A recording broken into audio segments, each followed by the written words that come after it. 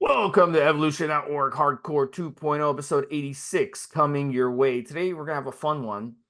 We're going to do oral lines from Ultima Pharma.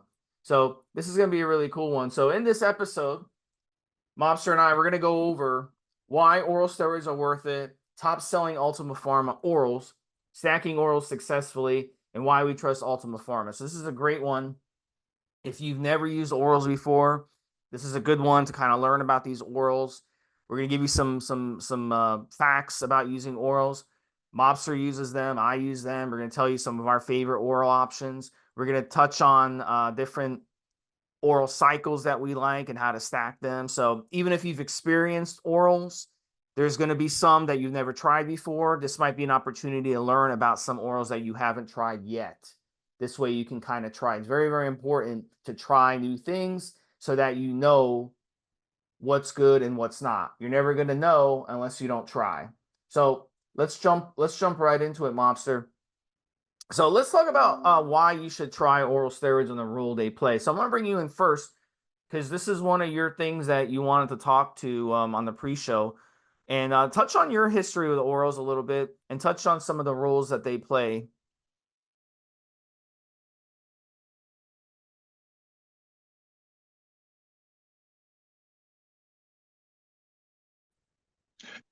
As we've discussed, Steve, on previous shows, when we've talked about the history of bodybuilding and the iron game and physical culture, so on and so forth, orals played a role almost from the beginning, whether it was orally taken to certain steroids or specific oral steroids, like the shows that we've done about the history, where we talked about Dianabol in the 60s, we've talked about early forms of testosterone, almost certainly were a combination of either injected or ingested orally, even if you shouldn't have ingested those orally. So there's that. So there's number one. Number two is, of course, an enormous amount of people, even now, the first steroid they'll take for performance enhancement purposes will be an oral steroid, and it's kind of almost like getting your feet wet. You're kind of losing your steroid virginity, so to speak. So there's that. Another issue is, and I've talked about this on a few shows, Steve, where there's this idea that somehow, and we completely understand where it comes from, but it's actually kind of wrong. The idea is that oral steroids are somehow more toxic than injectable steroids. And of course, it's the argument about the fact that most oral steroids are 17 alpha alkylated, I'm trying to get the word right, and also the whole issue of the first pass through the liver. In simple terms, that taking an oral steroid requires the steroid to be treated in a certain particular way to prevent it being broken down and excreted.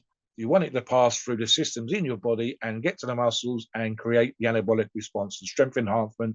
They're getting you lean, they're getting you muscular response, versus the way that anabolic injectable steroids are treated in order for them to be injected intramuscularly or even underneath the skin, and for them to do exactly the same job as the oral steroids. So my argument is this, and I've used this before. Okay, number one, the idea that there's more danger is somewhat negated by the simple fact that a great many people are doing both oral and or injectable steroid combination stacks all the time. We've got SARMs, some of which can be, most, Steve, are taken orally, all of them off the top of my head. Peptides may be injected, but the SARMs are all taken orally and deliberately so. And then, of course, as I argue, it's that combination of typical dosages of oral steroids tend to be lower in terms of total milligrams per week than an injectable steroid. So, for example, Dianabol Classic would be 30 milligrams a day or 210 milligrams a week against the Classic. Again, you and I have debated this as well, of course. Suggestion of 500 milligrams of a form of testosterone as your first injectable stack.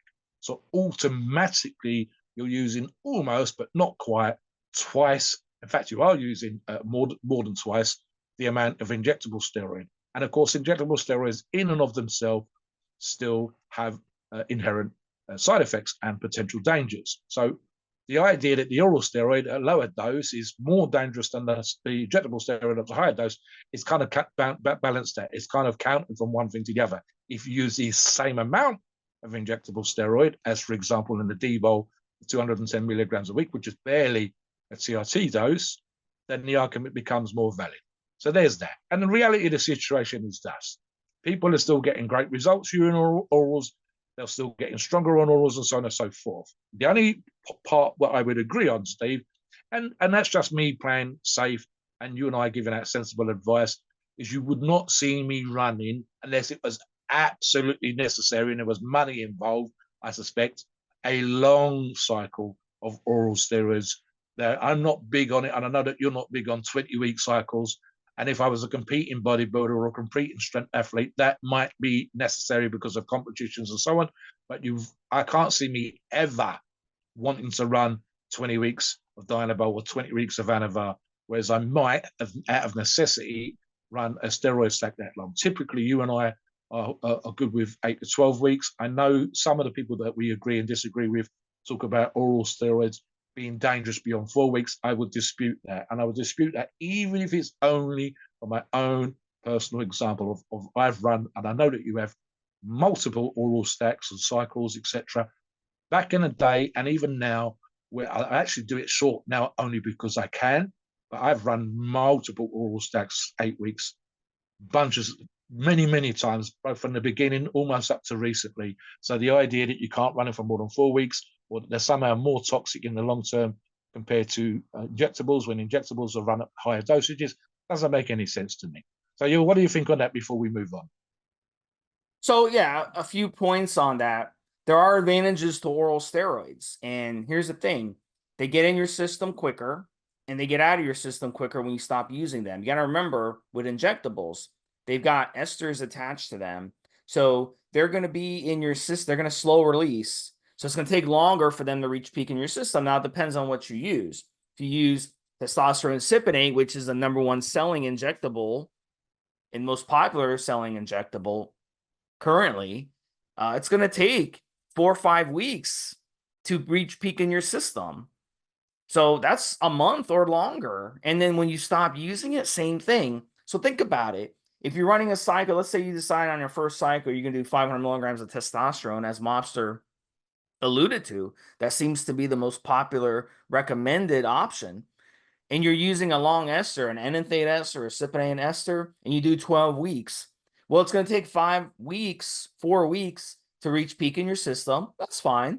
But then when you stop using it after week 12, it's going to take an additional 4 or 5 weeks to be out of your system enough for your body to start the recovery phase. So really, you're going to be shut down for 17, 18, 19 weeks. And then it's going to take you several more weeks for your body to start the recovery process, during your PCT and then having to recover back. With oral steroids, they have short half-lives and they're going to be in your system quicker. They're going to peak in your system quicker. Most of them will be peaking within a few days. And then again, when they come out, when you stop using them, they'll be out of your system within a few days or a week tops. So, maybe a week and a half tops. So your body won't start making the recovery after. This is the thing people have to understand. Your body will not start recovering until the steroid is completely out of your system. Now, your organs, as a steroid is leaving your system, your organs will get some relief. There won't be as much strain on them. But your HBTA and your pituitary glands and your Leydig cells and all that stuff, they're not going to start recovering, and your body's not going to start producing the hormones again while the esters are leaving your system. It's got to be completely out. So any small amount, whether you're using, those of you out there know this who are on TRT, whether you use 100 milligrams a week of TRT or 1,000 a week of a cruise or a blast of testosterone or any other steroid, you're going to be shut down. Your LH and your FSH are going to be at 0 either way. So you got to keep that in mind. So that's the big advantage of using orals versus injectables. How long it takes to build in your system, and then how long it takes to be out of your system. One more thing before you want to jump in, and I'll. Yeah, just one more point, Stephen. I mentioned this on previous shows. If orals had the issue, and there is a risk versus reward argument to be made here, but why do we still see pro athletes of all kinds, including top professional bodybuilders, still using a combination of injectable and or oral steroids? So the reality for me is, although there's a risk versus reward behavior in terms of how high level athletes and specifically high high-level professional bodybuilders might talk about what they want to do to their body and the steroids, etc., that they're using and the dosages. So that's the argument.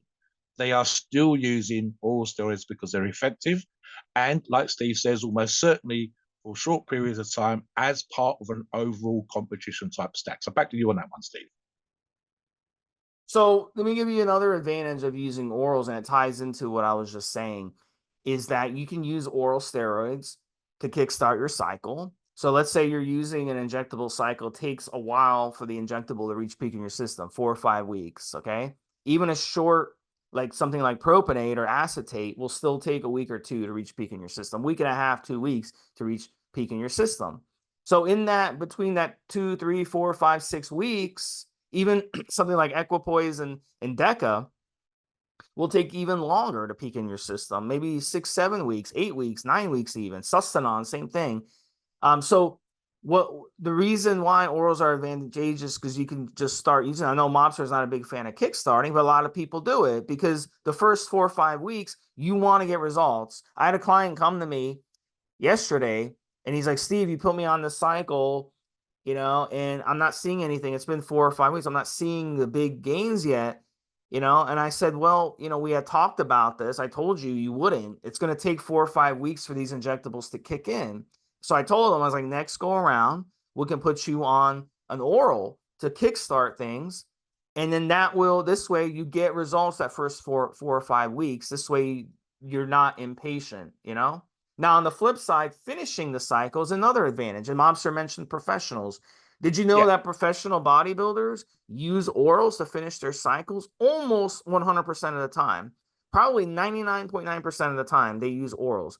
Winstrol, for example, we're going to talk about the Ultima Winstrol, which is fantastic shortly. But Winstrol oral gets in your system quick. It dries you out. That's what they want. They want the flexibility of using an oral. They want to be able to take advantage of that oral in a quick amount of time. So instead of using Masteron, even Masteron propionate, which will take a week or two, maybe 3 weeks even, to really start seeing the hardening effects, they could hop on Winstrol and they'll start seeing the hardening effects within the first week. And that's important, especially going into a show, because you want to be peaking specifically when you're in front of that judge. So it's very, very important. So a lot of people will use those types of orals, so you can use bulking orals, cutting orals, kickstart, finishing. You can also use them in the middle of cycles. There's all kinds of ways that you can add that. I mean, you can always stop the orals. That's another advantage. Let's say you're on a cycle and you're kickstarting with D-Bowl and you're like, man, I'm gaining too much water retention. My blood pressure is up.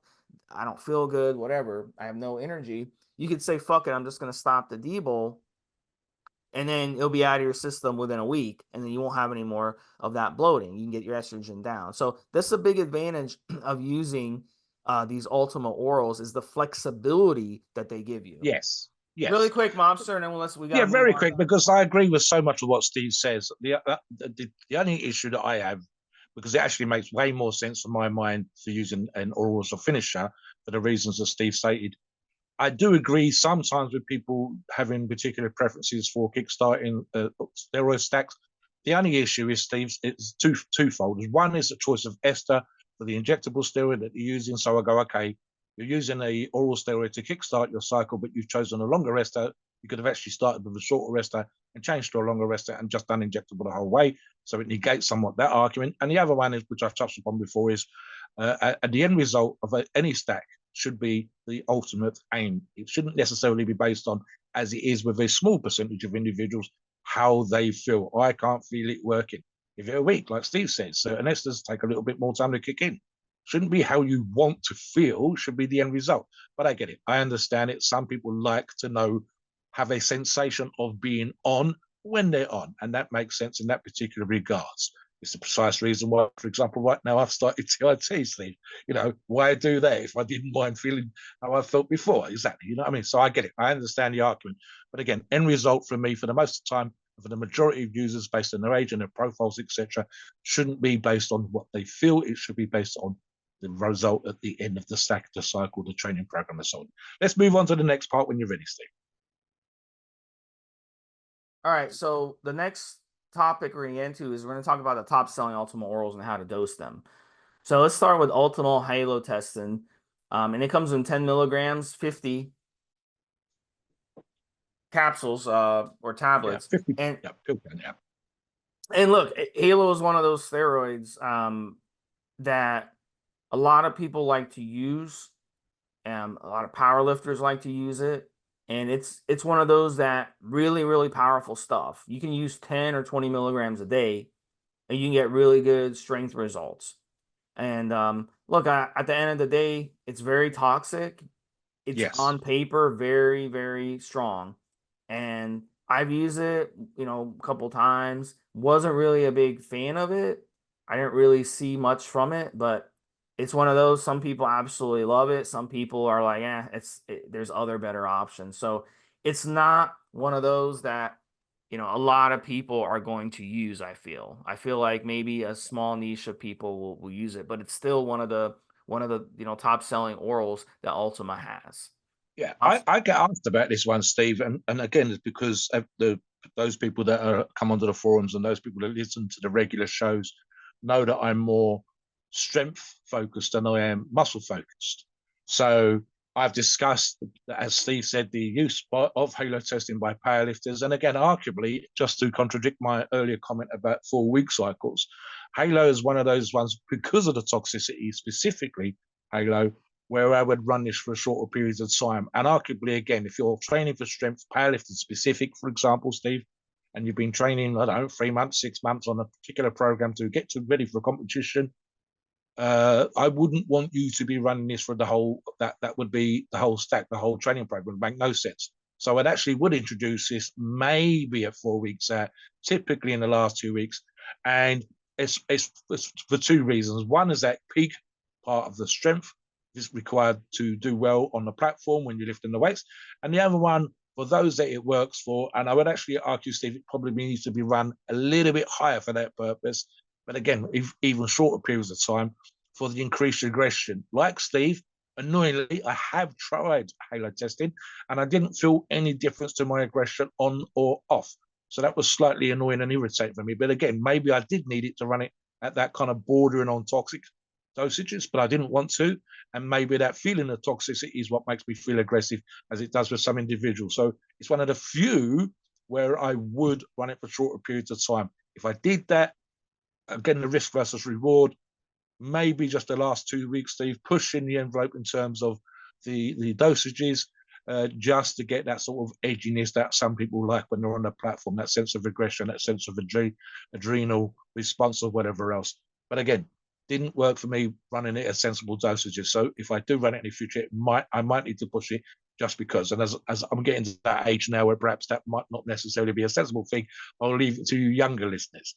Let's move on to the next one, Steve. Arguably, possibly, and I think it still is, Ultima Debo, which comes in 3 options, which is a 10 milligram, a 25 milligram, and a 50 milligram option. That's something that's a little bit different from Ultima. All of those are in a 50 pill can for the sachets that they come in. Debo arguably is still el numero uno selling oral steroid in the world, and historically will probably be almost certainly of my generation and the generation between me and you, Steve, the number one, how we started steroids, how we got into using PEDs to enhance our results in the gym and on the platform. Obviously, Dynabol is one of those more watery drugs, but I actually don't mind that, Steve. I don't mind a little bit of moonface, but I certainly don't mind a little bit, not a stupid amount for blood pressure issues, but a little bit of bloat because that increases my leverage on a platform. There's another thing as well, Steve, and again, this is dose dependent, where you and I have discussed the feel-good aspect of using Debo. It's a pleasurable pump, say, compared to Anavar. You just like how you goddamn feel when you use it. Also good for the appetite and so on and so forth. So not necessarily a hardening steroid compared to, say, for example, to Anavar or Winstro, as Steve said, but certainly one of those ones that it does what it says on the tin, Steve. I've taken good Debo and I've taken bad Debo, and I've told this story before. Literally 4 or 5 days of something that had been given to me for free while I waited for some Debo to arrive in the post, and nothing. The good D-bol turns up Friday morning. I take 30 milligrams through the day, do that Friday, Saturday, Sunday, Monday. And on Monday, I weighed myself and I was 4 pounds heavier than I had been on Thursday. So literally, I'd added a pound a day in 4 days just using Dynabol. Dosage wise, typically, Steve, as you know, and I would split this up through the day just because of the half-life, I would normally go 30, maybe, and I have done this a couple of times, 40 and 50 milligrams per day. Again, Ultima's given you the option to run it how you want, even with the 50 milligram pill, which is very reasonably priced and actually saves you a few quid compared to the other ones. No problem with splitting the pill, Steve. People can quite easily run it twice a day. I prefer to run it at 30 to 50 and I would dose that 3 times a day. What about you, Steve, when it comes to D-bol? So D-bol is one of those dummy-proof steroids because literally anybody, you can take a skinny guy off the street and you can put him on D-bol and he'll gain. D-bol, the secret, it aromatizes almost like testosterone in a pill because it has the same types of effects. It aromatizes very rapidly, so your weight will rise very rapidly. And like Mobster said, that's an advantage to gaining strength. So if you want rapid size gain and strength, it's a great option for you. If you want to do a bulking cycle, you can use D-bol and stack D-bol, kickstart it, run it in the middle of the cycle. It'll really like push things along. But you want to watch out with D-bol. The drawback is the aromatization into estrogen.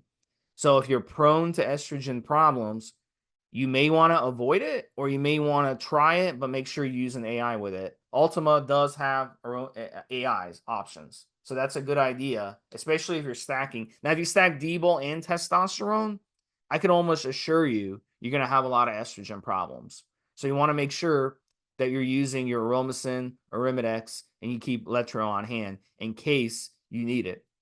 Mobster?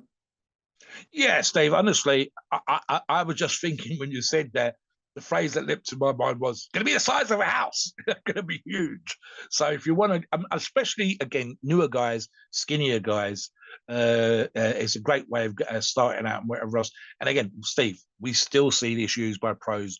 We still see in the injectable version, for example, used as a pre-workout and so on and so forth. People love how they feel on it. I would actually say the one kind of sort of warning is that I would want you to have a decent amount of body fat. I don't want you to be one of those big guys with a huge gut, 30, 40% body fat and using D-bol. You're going to have issues with blood pressure. And that's just using sensible doses. If you push the envelope in terms, and I have seen this for a short period of time, going as high as 100 milligrams, say pre-competition or whatever else, but those people tend to be lean. So 15%, maybe 20% at a push, Steve, in terms of gains when you're using D-bol. Higher than that, and I think you're going to have, you really are going to have 100%, almost, we could bet on it, make money on it, that you're not going to have issues with water and blood pressure, and the potential for gyno is huge. So yeah, keep it sort of down on the down low.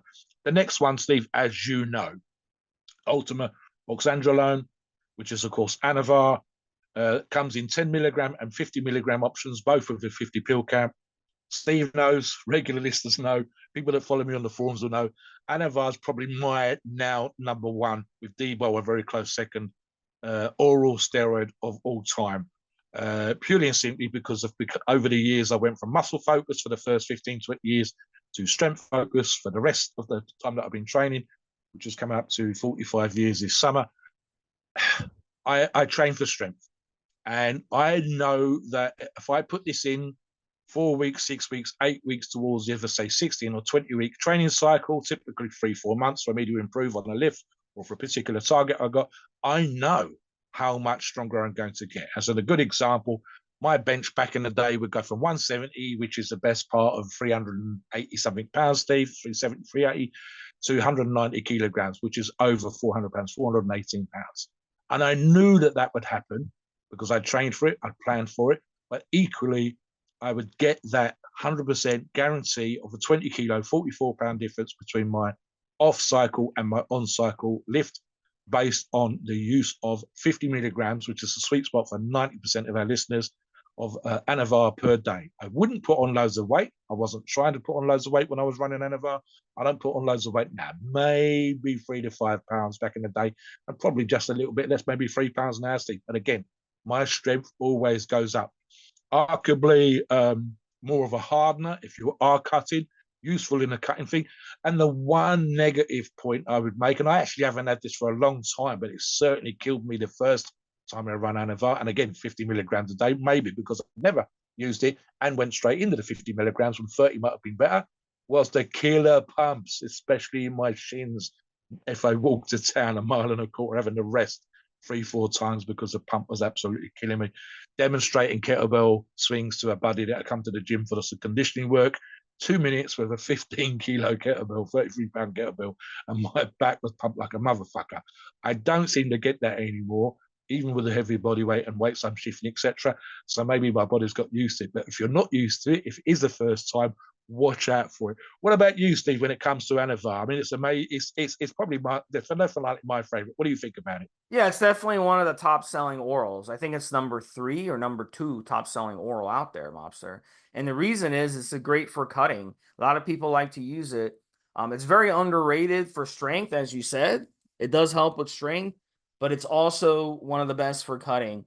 And it does have some properties of helping you burn body fat. Yeah, So it's one of those, it doesn't give you a lot of side effects either, which is really good. The one side effect, as you mentioned, is the pumps. If you like to do a that's lot of it. Yeah. cardio, No bloat, Steve. No moon face when I'm using no. Anavar. Thank for you. So as you mentioned with the dosing, I'd say, like you said, 90% of people are going to stick, males are going to stick to 40, 50 milligrams a day. Also, females can use Anavar. Yep. So females, you're going to want to run anywhere from 2.5 milligrams a day up to 10 milligrams a day. So it's one of the few oral steroids that are, good for women, and it's the number one most popular oral steroid for women. So all right, so why don't we move on to the next one? Oxymethylone, which is Anadrol, comes in 50 milligrams with this Ultima brand, and then Yep. 50 tab.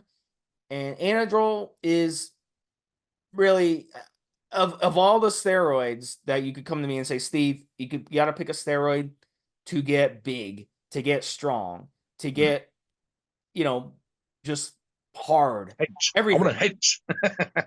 So Anandrol is the one I would pick. If you said you have 4 weeks to look your best, to get big and change your physique and make your shoulders big, if you're like a skinny dude out there and you want to get big, but not bloated necessarily, Anandrol is the one. So Anandrol is a little weird because it is a DHT derivative, doesn't aromatize it to estrogen, but it does bind to estrogen receptors. So that's a little weird. So it can, if you're prone to estrogen problems, Anadrol is going to be a hard one to crack because an AI will not help you here. An AI will actually make things worse indirectly because if you're using the AI when you're on Anadrol, it's going to slam your estrogen.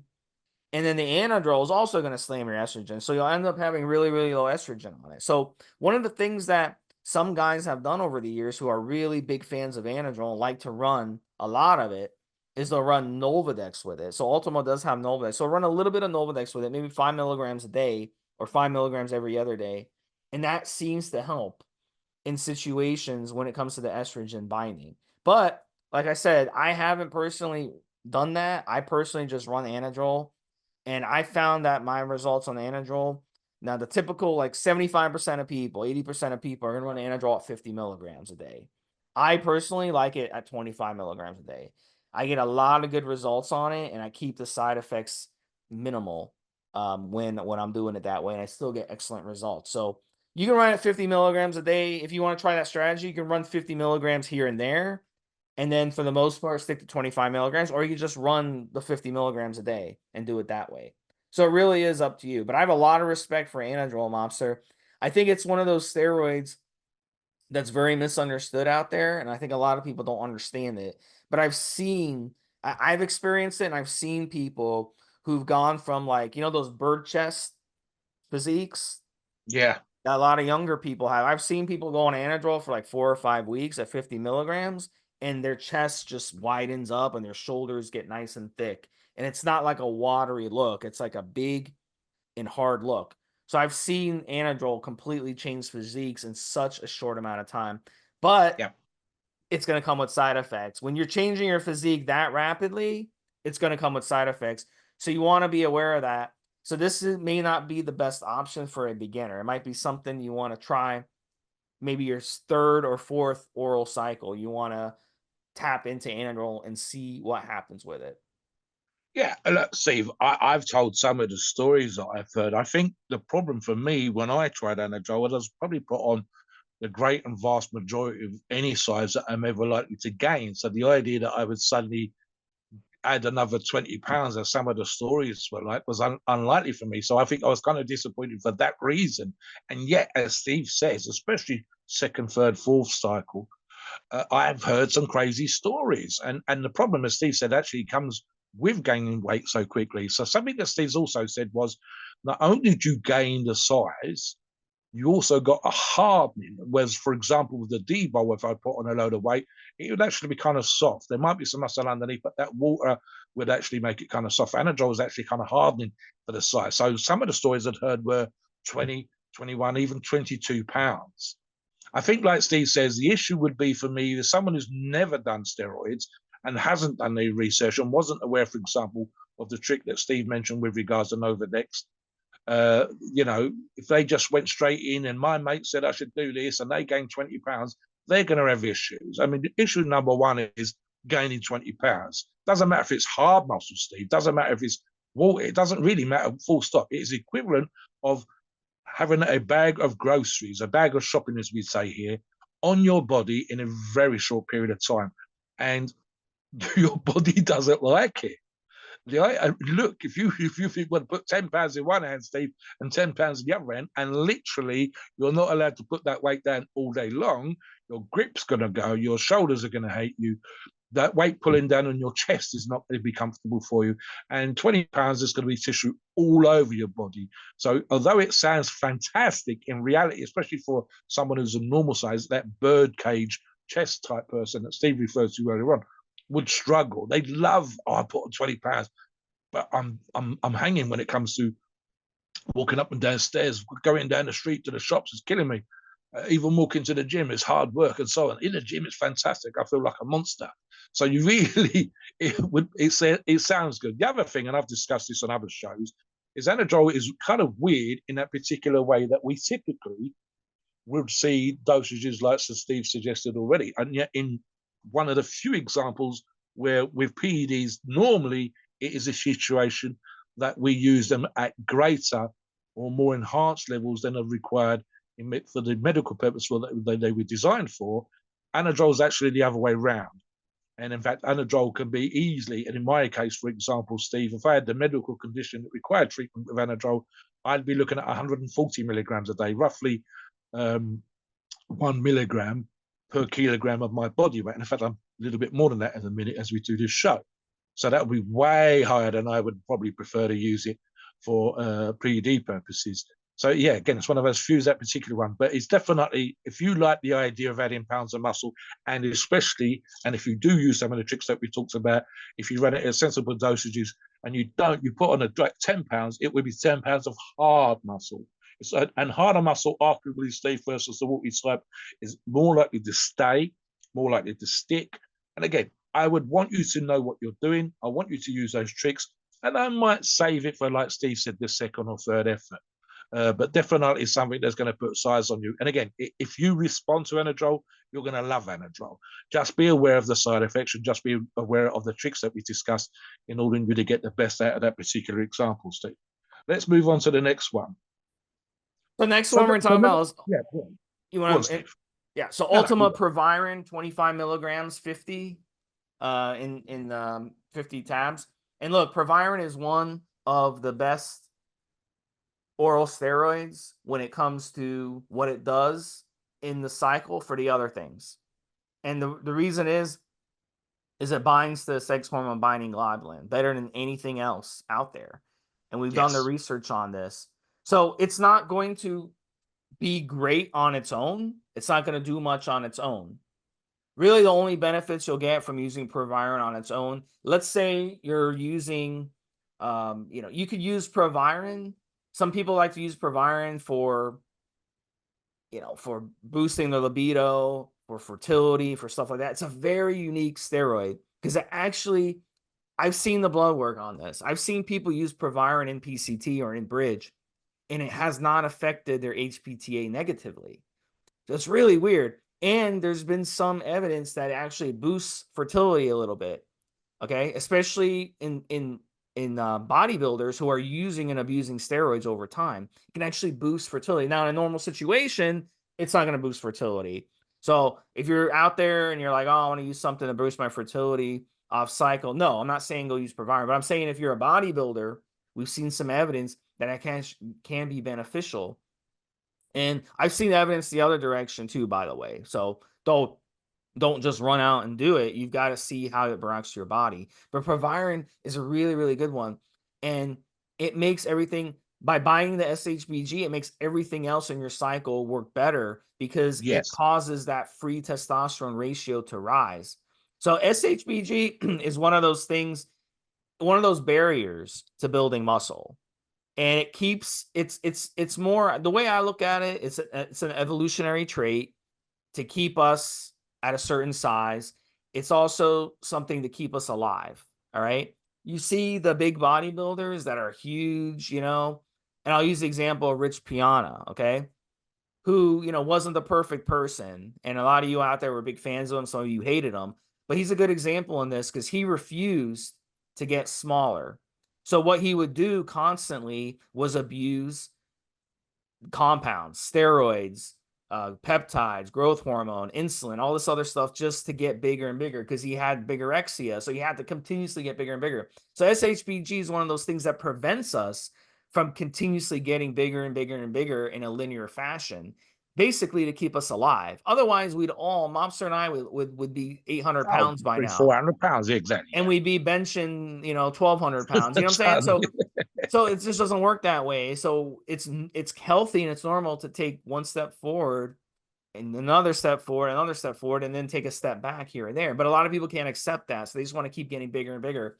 So Proviron is one of those that breaks down that barrier that's keeping us small, and not allowing us to really explode in mass, explode in size. So by binding SHBG, you break down those barriers and it allows you to push more further than you were capable of pushing. So that's what Proviron does very, very well. So again, using it solo, not going to do much for you, but using it in a stack, it will make everything else work better. Mobster? Yeah, basically, and I've used this analogy, run it on its own, you're not really going to see much. The study that Steve and I referred to when we did a show on this showed it to be 400% better than the baseline, which was testosterone, and it was still the highest ranked of all the steroids that they compared it to. And then finally, Steve, I think because I use that phrase that I've just touched upon again, if you're doing a stack and you include Proviron, it's going to make that stack more effective because you've got more free testosterone, and more free testosterone in a stack, providing you're training nutrition upon, mean more muscle. In fact, arguably, Steve, I've literally brought some afterwards, or I've got some, ordered some straight after the podcast that we did, and I've actually got some here now as part of my recent touchdown on that one. So let's move on to the next one here. Ultima Stanozol, aka Winstrol, comes in a 10 milligram, 25 milligram, and 50 milligram option, all with a 50 pill count. Winstrol would be a hardening steroid, Steve, as you know. If you're cutting, if you want to get hard, especially if you're cutting, Steve, if you want to get lean, if you want to look muscular, if you want your veins popping, I would be very surprised if Winstrol wasn't on your list. And in fact, I could be, Steve, if we ever get asked what's the best cutting stack, you're going to be looking at Winstrol, perhaps EQ as an injectable, being probably number one and number two, and then obviously other combinations thereof. But these two would almost certainly Winstrol. I'm going to say actually, arguably, Steve, number one. In terms of how I would run it, what would I look here, Steve? I mean, I've seen dosages vary from anywhere from 20 milligrams to 50 milligrams a day of the oral version. And I'm talking about the pill version, of course. We know with Winstrol, it can be used as an injectable, and you can even drink the injectable form. But obviously, again, Ultima's saved you that trouble. And again, some people are just a bit funny when it comes to injecting. I'm okay with it now, Steve, but I've never been one of those people that wants to pin multiple times per week, or certainly like pros, perhaps multiple times per day out of necessity, and having it in oral form works just as well. The other thing is, Steve, and I think Steve's touched upon this. I'll let Steve jump in on this one as well, Steve, how it's been treated to allow you to have it as an injectable and or oral form. Let the listeners know what that means and why. Yeah, so whether you're using it in injectable form, you're drinking it, or you're taking it orally, it's all going to be 17 alpha alkylated. And all these steroids all these oral steroids that we talked about are, with the exception of Proviron, and Toronto later that we're going to talk about is very mild, but it's still 17 alpha. So every single oral that we're talking about on this podcast has 17 alpha alkylation, except Proviron. So Winstrol is no different, but Winstrol, it's a very unique one. A lot of people just like to drink it. I don't recommend injecting it. So we've seen other steroids used as injectables. I've seen Anadrol in injectable form. I've seen Dianabol in injectable form. And Winstrol, though, has always been available in both injectable and oral form since, among sources. So Ultima has you covered no matter what you want to do. I don't recommend injecting it. It's a very painful injection. Worst side effects when it comes to Winstrol, joint issues and hair loss. Yeah. As Mobster pointed out, 25 to 50. I personally, Mobster, I like 25 milligrams. I didn't like 50. It was too much. My joints were bothering me on it. My hair was shedding on it. I did not like running it at the full 50 milligrams, especially in a stack. So, and again, with Winstrol, it's better if you stack it instead of using it by itself. If you use it by itself, you're just going to notice some hardening and some drying effects, but it's not going to do much. But when you stack it, that's when you start getting the better benefits. So, you can stack it with some testosterone, some Tren, some equipoise, some Primo. There's different things you can stack it with. So, you can kind of go with that. But a lot of competitors, Mobster, will use Winstrol, as I touched on earlier in the show. They'll use it going into their contest because it is the best dryer out there. I mean, it will dry you out and make you vascular like you've never experienced before. So when you see these bodybuilders, they're so ripped. They have the cuts to their muscles. They have the striations, all that shit, whatever, you want to use, right? And they have that vascularity popping out. That's what they're doing. They're most likely using Winstrol. I agree, Steve. On the side effect thing, something that I've touched upon, and arguably one of the suggestions you should use when you use an orals anyway, is they would have you up your water. That's in and of, it's going to have a mild natural diuretic effect, i.e. you're going to pee out as much of the water as you ingest, especially if all things are being equal. It's going to help flush the system, which is going to be the case with oral steroids, full stop, obviously with an organ protector in there. And then the other thing I talk about, Steve, just being hydrated is going to help a little bit with the idea of joint issues. The other thing I discuss is thus: if you're getting cut, if you're looking to harden up, naturally you're going to control the ratios of your carbs, your fat, and your protein.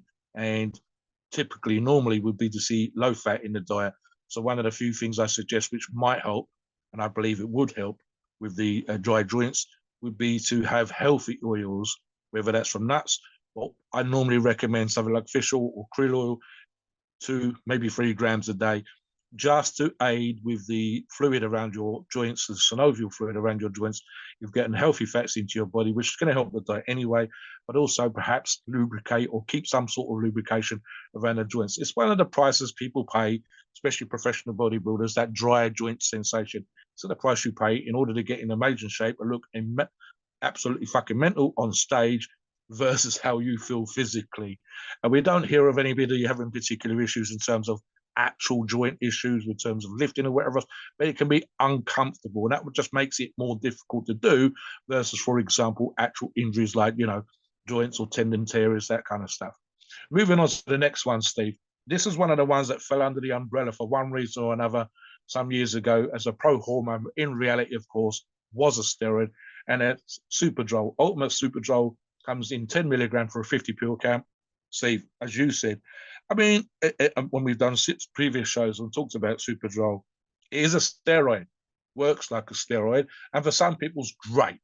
The only problem, and I suspect it's that perception of being a pro-hormone when it's not, is that, especially back in the day when you was able to buy it at Mar and Par type supplement stores, is because it could be brought over the counter, because you were literally paying at Mar and Par to buy this product, people treated it as though it was safe. And the reality of the situation is an oral steroid, a powerful oral steroid, has some fans, but if you treated it as a prohormone, if you considered it safe, none of the steroids that we're discussing today have zero side effects. Turinabol arguably has possibly the lowest. Superdrol has side effects. Superdrol, if you treat it as a prohormone, is going to cause you issues. If you treat it as a steroid like it is, then you would do the things that hopefully negate some of those issues. So, for example, high dosages of Superdrol with no AIs, with no ancillaries, etc., is going to feel toxic as fuck. It's effective. It does what it says in the tin against it. You will get hard. You will get strong. But you must treat it as a steroid. That comes with side effects. Talk about that, Steve, because you know some of the history as well as I do in this particular regards. Yeah, so with Superdrol, look, if you're hitting a plateau and you can't break through your plateau, whether it's especially with strength, and let's say you're trying to get 3 plates, you're stuck at 300 pounds, you can't break 300 pounds, you want to get 3 plates so bad, go on Superdrol, and within 2 or 3 weeks, you'll be getting 3 plates. I mean, this stuff is incredible, but the side effects are so nasty on it. Fatigue, tons of organ strain, insomnia, just feeling like shit on it, feeling like death on it. So it is so damn toxic. So a couple things. I don't recommend ever stacking it. This is one of those you want to use by itself. And I don't recommend ever using more than 30 milligrams a day. I've tried 40 milligrams. Oh my God. I felt like death on it. I had to drop the dose down to 20 milligrams for a few days. It's not one that you want to also use for a long period of time. So 3 or 4 weeks tops. I don't think I've ever even been able to make it 4 weeks on this stuff. I think I've had to stop it like after 3 weeks because it's so fucking toxic. But it did help me because I was stuck at a plateau for months and months and months back when I was strength training. And this helped me push through my plateau like nothing ever. And it was probably the seventh or eighth steroid that I've actually tried. And this one worked at pushing me through a plateau. So it's not going to be as good as Tren, but for an oral, it is an amazing one. So just be smart about it. Keep your dosing 20 or 30 milligrams max. Could even go 10 milligrams. Could even go 5 milligrams. And then keep it at 3 or 4 weeks max, but keep that flexible. If you don't feel good after 2 weeks on it, just stop using it. So it's just a nasty, nasty steroid, but it has a purpose. I would not get carried away with it. Don't use it too many times. Maybe use it once every 2 or 3 years. Don't be using it like over and over and over. Yes, Dave. I mean, look, for me with the Superdrol, and again, it's just that pro hormone debacle back in the day. We saw people coming on with jaundiced eyes. We saw people complaining about liver values and so on and so forth. And the problem was that they thought it was something that they bought, like creatine and protein powders and whatever from their supplement shop. If they treated it as a steroid, if they'd done what we talked about earlier on, then they would have had less issues. Again, I wouldn't recommend this for a beginner. Probably Debo would be the beginner's one. The Anavar would be the beginner's one. Definitely not for women and so on and so forth. But does it have fans? Absolutely. There are people that will run it for 2 to 4 weeks if they're doing a strength stack or a size stack, and it will be there. And they said that they absolutely get the results that they want. And again, it's that risk versus reward issue. The next one, Ultima Turinabol, which comes in 20 milligrams. Why? In fact, I'll say this about Superdrol as well, Steve. Precisely the reason why Superdrol is in 10 milligram form and Turinabol is a 20 milligram form is because both of those are going to be used at a relatively low dose. So typically with Turinabol, for example, again, a 50 pill count, Steve, 20 milligrams actually kind of useful, just one pill a day, 30, maybe 40 milligrams per day. This is actually something we actually discussed on another show when we said if you negate somewhat the side effects of using Tren, in other words, Tren can have, for a lot of people, impacts on your cardiovascular ability. Turinabol actually helps that. And we actually said that, you could run this with Tren at 20 milligrams a day to help keep some of the cardiovascular condition. You will still lose quite a bit, but you'll keep more than if you hadn't run it. On term, we've done the whole history of Turinabol, and history of Turinabol is thus. There were some freaky motherfuckers back in the day, late 70s, early 80s, male and female athletes, and especially from the communist side behind the Iron Curtain, that were turning up at athletic events, the Olympics, the big games, international events, etc. And people were struggling to know what the fuck was going on. Is it a man? Is it a woman? They're the size of a house. This is for athletic endeavors, putting a shot, throwing the discus, the javelin, so on and so forth. And basically, what had happened was PED used at that particular time to win gold medals to represent the country had got out of hand. And some of them are walking science experiments, to say the least, because a lot of history there, you can look this up. So the communist state, specifically East Germany, with the communist state vis-a-vis Russia's support, went away with scientists and sat down and created arguably what I've also described as the PED guru's drug of choice. You can listen to multiple podcasts. You can go all over the science books, the steroid books, etc., etc., etc. And again and again and again, gurus were saying Tyrannobol's amazing. You really got to try Tyrannobol. Number one, because you're keeping that cardiovascular ability. Steve likes to run 5Ks. He's done triathlons in the past. I've been a 5K and a regular jogger back in the day. And there's no fucking way on earth, Steve, at 300 plus pounds, you're going to see me running for the bus, never mind anything else. So the idea that I can keep cardiovascular ability is amazing. That's number one. Number two, you will not necessarily grow like a motherfucker. You're not going to get 300 pounds from 270, 280. It's not that kind of drug. What it really, really is, Steve, is it's kind of slight. It's a little bit up there with Anavar in terms of any muscle you gain will be quality muscle. Arguably, because of that cardiovascular ability, is going to be great for cutting again. And then, as I said, it's one of those things where it's going to enhance your ability. For example, I'm not a volume guy, Steve. I don't need to be. But for those of you like volume, anything that's enhancing your cardiovascular ability is going to be great for you in the gym.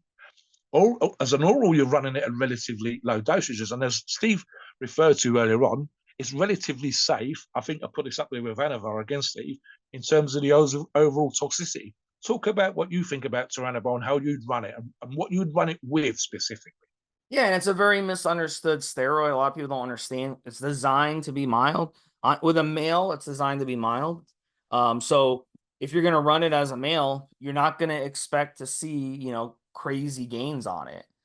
So don't expect that. But what you can expect is if you like sports, you like to do yoga, you like to do basketball, you like to go running, you like to do, kayaking and swimming and that sort of thing, it's perfect because it doesn't come with the side effects found with these other orals. The pumps, not going to happen. The toxicity and the energy problems on it, not going to happen.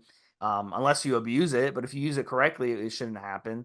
So really like 20, 30, 40 milligrams a day, you'll get nice, lean muscle gains, nothing too drastic, a little bit of strength improvements. You can use it solo, but it does work better stacked.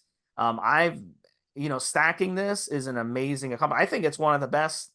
We talked about Proviron earlier. I think it might be almost as good as Proviron when it comes to how it binds to SHBG, because I've had tremendous results on Tyrannobol when I've stacked it.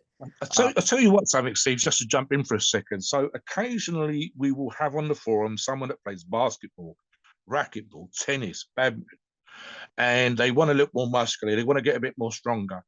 How many times have Steve and I and a few others talked about Tyrannobol as part of their stack? Absolutely. Pretty much every single time, Steve, especially in the last couple of years, where we will say, okay, this is someone that only wants to add 3, 4, 5 pounds of tissue. They don't want to get crazy heavy because running around on the court's going to absolutely destroy them. Tyrannobol is probably every single time we've talked about stacking for them, being in that stack because they will maintain a great deal of that ability. Your body needs to get used to being 5 pounds heavier, 10 pounds heavier, whatever. So you have a period of accommodation, but this is going to allow that to happen. And like we said earlier on, Steve, it's not going to be massive amounts of muscle. I would actually suggest the average person is going to be looking at 3, 4 pounds of muscle tissue. And the same thing with Proviron, in terms of its ability to add muscle, is very mild. So a lot of people can't get their heads around, well, I'm a bodybuilder. I want to add muscle. I want to be twice the size of a house. I want 20-inch arms. No, you don't really. What you really want to do is gain 3 to 6 pounds of muscle tissue every time you cycle. And over time, you will get bigger.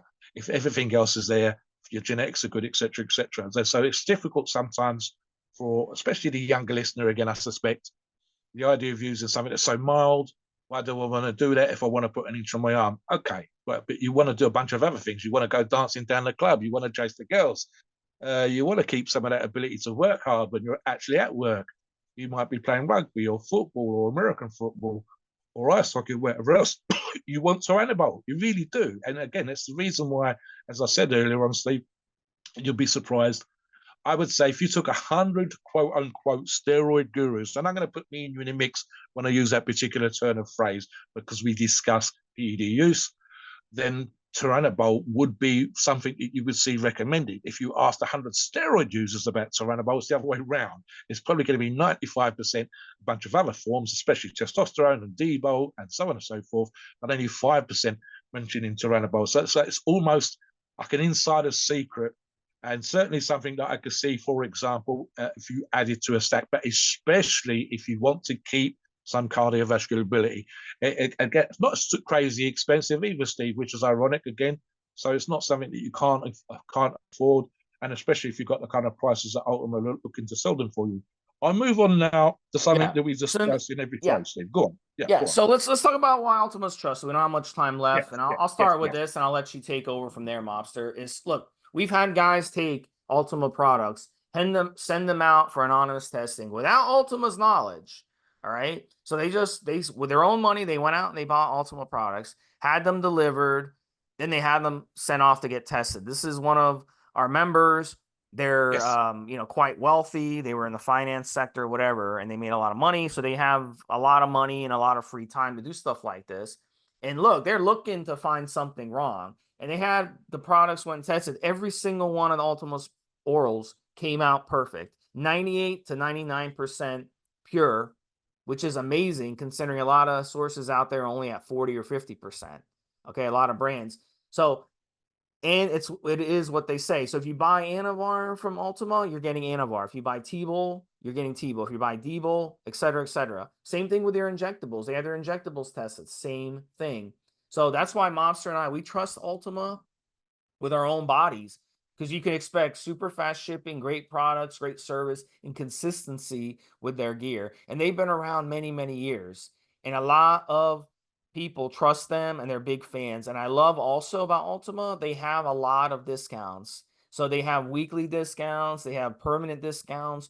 You can buy in bulk and save money. So they have a lot of ways to save you money as a consumer. So they can pass those savings on to you when you buy more products. So that's what I really like about Ultima. Mobster, why don't you take the next couple minutes, tell us why you like Ultima. Yeah, absolutely, Steve. I mean, look, one of the examples we've used when it comes to any kind of brand and product, et cetera, as well as the testing that Steve's talked about, is that when we do pre-show research, I go off and look and see if people are running products that we're going to discuss. Yes, and you can look this up for yourself on the family of forums that we're on. You can come and look for yourself and see who's running without necessarily free products or push product or whatever else. Are they using it? Yes. What else? I look for, if I was coming new to the game and if I wanted to know whether a source was trusted or not, which of the biggest resellers in the world, and there are several companies that make that particular claim, and they sell multiple brands because people like to give customers choice, but really it's because they know what sells. Ultima is on that list. I pre-show research for this particular podcast alone runs to 7 pages, and that is both American, so the domestic market and the international market of options. I think there's around 150 something products total, Steve, but certainly 75 for each of those markets. So that is a good sign in and of itself. It's because that company, that reseller, trusts that company's products. They know they're not going to have issues with customers using their products. They know that the products are good to go. Like us, we can go online and we can look up certificates of analysis. But the ultimate test that Steve described already is literally where a customer with a spare $1,000 goes off and buys a bunch of brands, including Ultima, orals and injectables, and literally said they thought something was going to fail. He had in mind of the 10 products that he tested, 2 were going to fail, and nothing failed. And that includes Ultima again. So they were good to go. He was surprised. They were actually arguably, Steve, and I said this on recent shows, higher. Every single product that was tested, including Ultima, was higher than the allowable loss that products have come in the pharmaceutical industry, which is roughly 10%. In other words, 90%, and all our products that were tested were 96, 97, 98%. So for me, an absolute must, Steve. And again, they just look like a great brand to use as well. Please note, we are not doctors and opinions are ours. It is our view and based on our experience and views on the topic. Our podcasts are for informational purposes and entertainment only. The freedom of speech and the First Amendment applies.